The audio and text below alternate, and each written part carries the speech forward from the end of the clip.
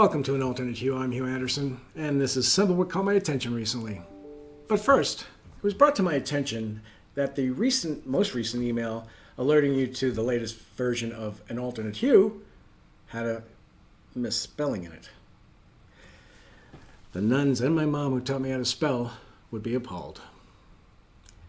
So yes, I slapped myself with a ruler, wrote the proper spelling 100 times on the board, and got to clap the erasers to make sure my lungs were full of chalk dust. Ah, the memories. Moving on, words to live by when it comes to sound investing strategies. Opportunity lies outside of consensus. When everybody wants to drive in the same direction, there's usually a tree waiting for that.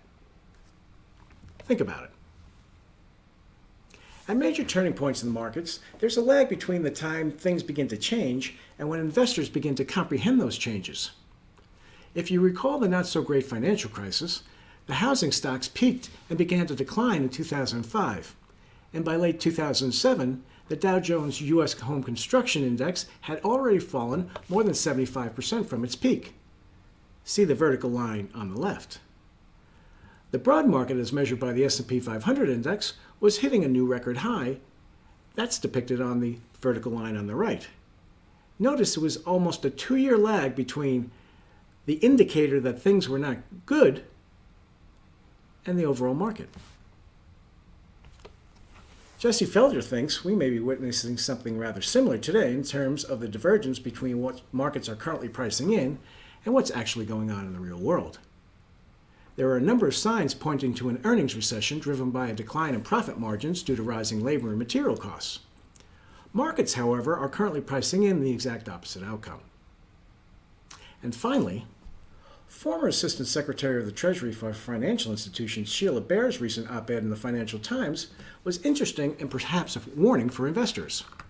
Titled, "Regulators Must Rein in Wall Street Risks as Rates Rise," she writes, quote, "Massive additional stimulus to rescue Wall Street would pour fuel on the flames of inflation, burdening household budgets and eroding real wage gains. If there's another crisis, we cannot afford to prioritize Wall Street over Main Street as we did during the financial crisis. Regulators must make sure banks can stand on their own."